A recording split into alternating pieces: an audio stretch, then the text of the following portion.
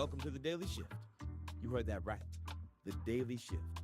The show where we block out the noise and speak truth, train your mind, and help you become the absolute best version of yourself. Leo and Andrew are on their way. You're in the right place. And while you're here, take a breath. We're about to dive in.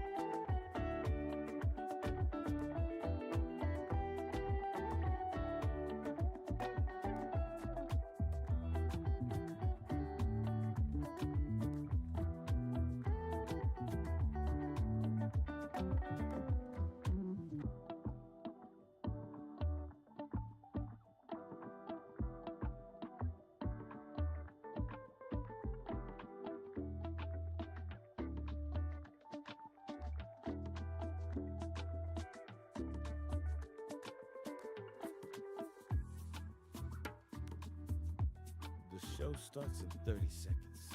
You ready? Take a deep breath in and breathe it out. Prepare for your shift.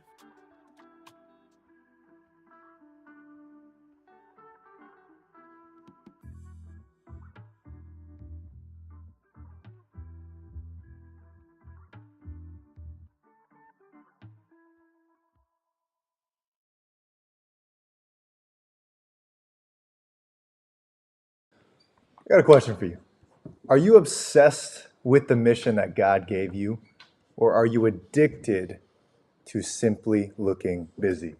Today we're talking about the greatness code. This is the mentality that we have learned from some of the greats like Kobe Bryant, Michael Jordan, some of the most incredible entrepreneurs that we have known to make incredible things, athletes that have done incredible feats in their sports. And we just want to talk about it today. How you feeling? I feel really good. We just crushed a 2.5-day event the past 3 days. We have created so much transformation, and we're just so blessed to, number one, be with you guys, but number two, talk about greatness and how we believe it to be. So I think when it comes to overcoming busyness, right? When it comes to executing, when it comes to on this Motivation Monday, stepping into our purpose, we must first figure out exactly what we're doing here.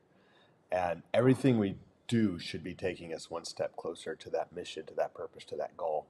And I made a Facebook post about that this morning, and that's what was heavy on my mind today was I used to just work. I used to just hustle. I used to just grind, and it became so overwhelming because it wasn't aligned. It wasn't taking me toward the purpose every single day. You ready to dive in? I am. So I think about Kobe. Kobe Bryant did not chase greatness, he became greatness. Type in the chat, become. You need to become someone who is able to walk in greatness, walk in excellence every single day, whether it is picking up a basketball or picking up a phone or hopping on stage. You need to be able to become greatness. Kobe, he would wake up at 4 a.m. Before anybody else was awake, and he would just grind and he would work on his craft. It's incredible. If you ever get the chance to watch the movie Muse, give it a watch. It will inspire you just like it inspired the both of us. Kobe did not hustle for validation. He simply aligned his whole entire life to his one mission, and he outworked everybody else as a Yeah. byproduct. That's such a powerful alignment to realize, because back again when I used to hustle and just grind every day in the real estate game and feeling overwhelmed, it was because it was not working toward my mission. I was like, how does this even align? Right? It was just like, I'm doing this thing because I'm not clear on what I should do, which there's something to be said for that, because sometimes we're in that place of lack of clarity, and it's good to be faithful in where we are.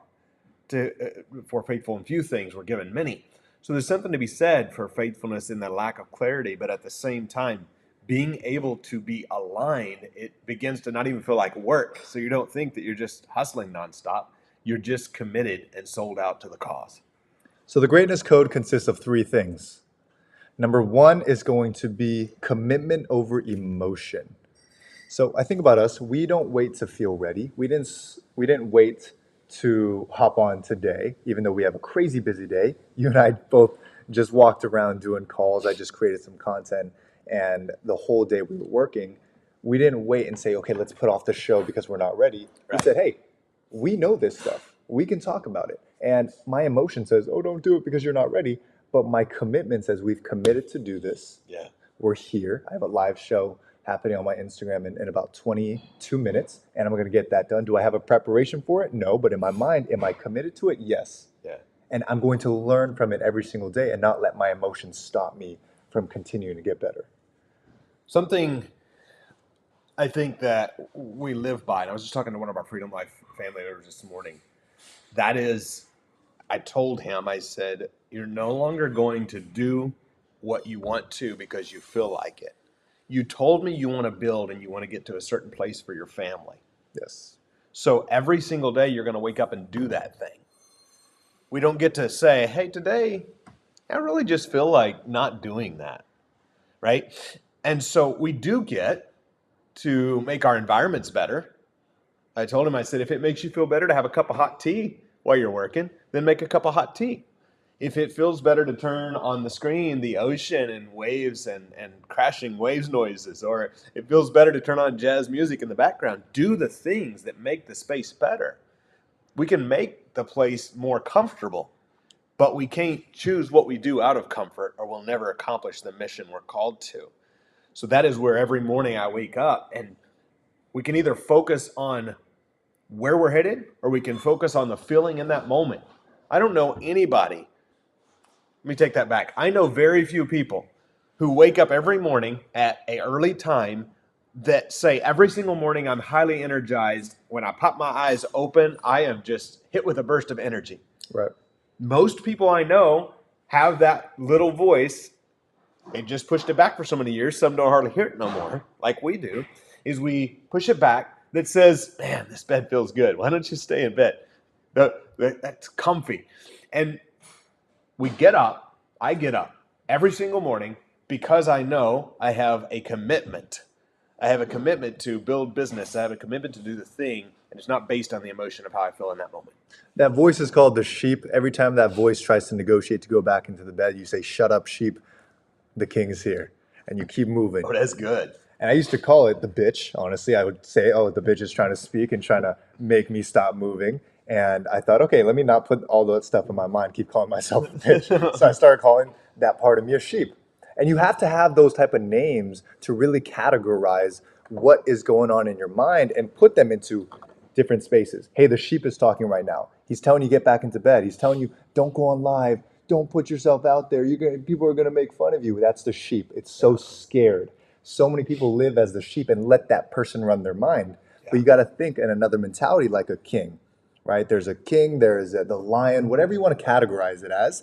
You say, no, the lion is here. The new self, the new version of me is here to speak, and I choose to stay up. So number 2 is going to be alignment over busyness.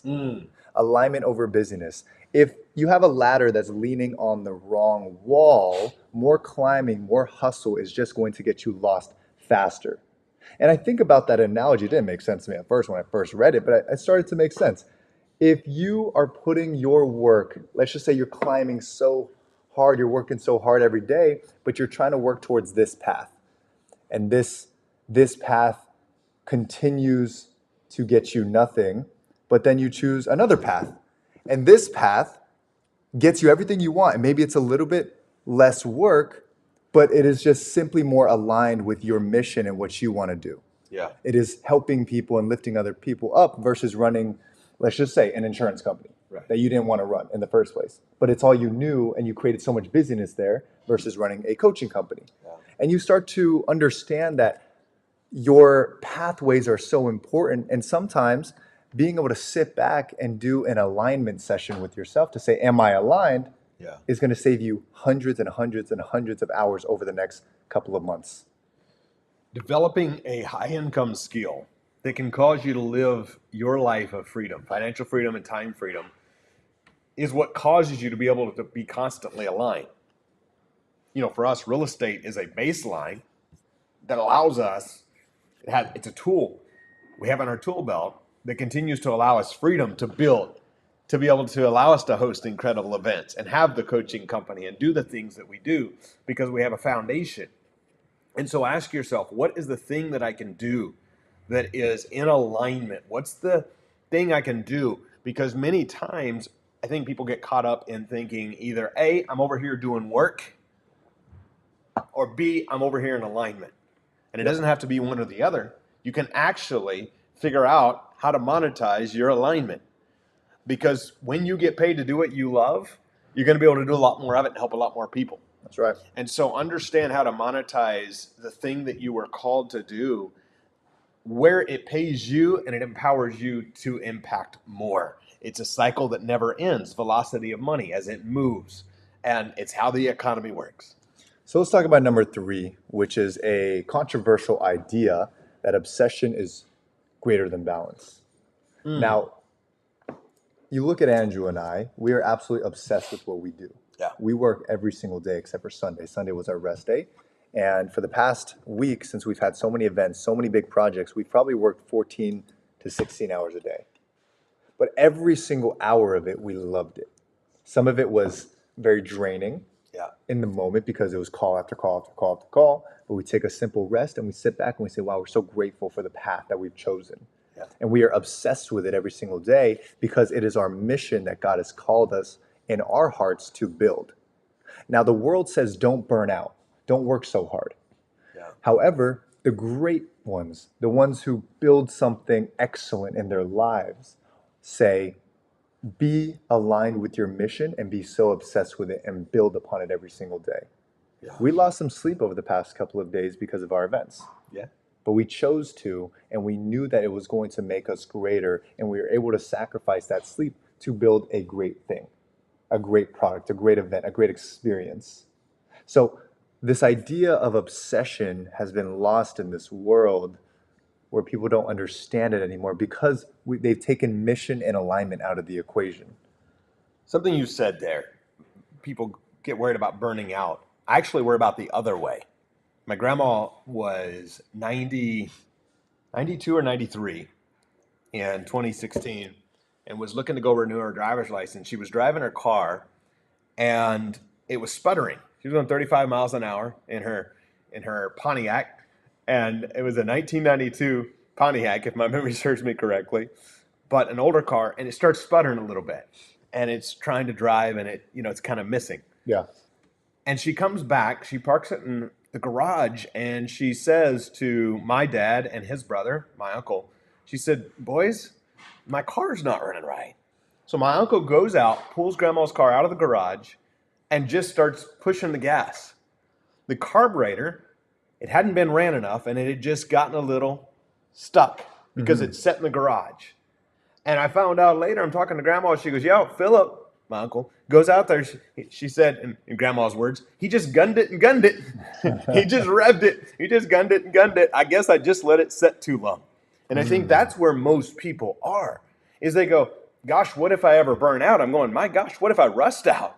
What if I am stuck because I'm not walking in alignment? I'm waking up every day going, oh my gosh, I got to go to freaking work. I have the opposite perspective. I wake up every morning somewhere in weekdays, almost always between 3 and 4.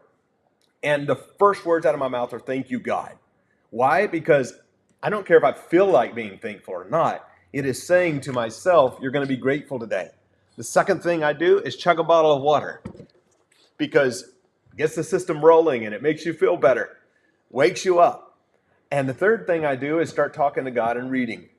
And because of that, every single day, every morning I'm waking up and I am grateful. And I used to do this back literally when I was in the car, when I would sleep in the office, and when I didn't have the things that we're now blessed to have.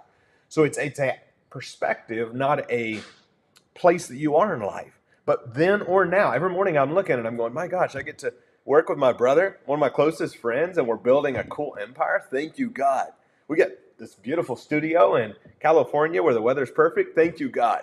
We've got all of these projects going. Thank you, God. And if you can become obsessed and keep that perspective, it doesn't feel like work. So the question to ask yourself is, where in your life are you rusting? Where have you been sitting and rotting in comfort for so long? And maybe it's time to put your foot back on the gas and get things rolling. So let's wrap it up here, guys. We talk about becoming. Becoming is the most important thing, because in order to build great things, we have to become someone who is capable of building great things. So ask yourself, if you were the 10x version of yourself, the most aligned version of yourself, how would you operate today, mentally, physically, spiritually, emotionally, in your business? What would shift? And all of a sudden we can feel that conviction in our hearts. Hey, I've been letting myself rust in sleep. Yeah. I've been letting myself rust in business. I haven't picked up the phone and called anyone. I've been in isolation. I've been rusting in my ideas. Somebody said I couldn't do it one day and I believed them and I forgot about building what I wanted to build. Wow. So is it time to start pressing on the gas and making something happen? Any final words? Go take some action, move the needle, and be honest with yourself. I think that's the biggest thing, that it's easy in this world, in this day, to say, well, I tried. I did some calls last week.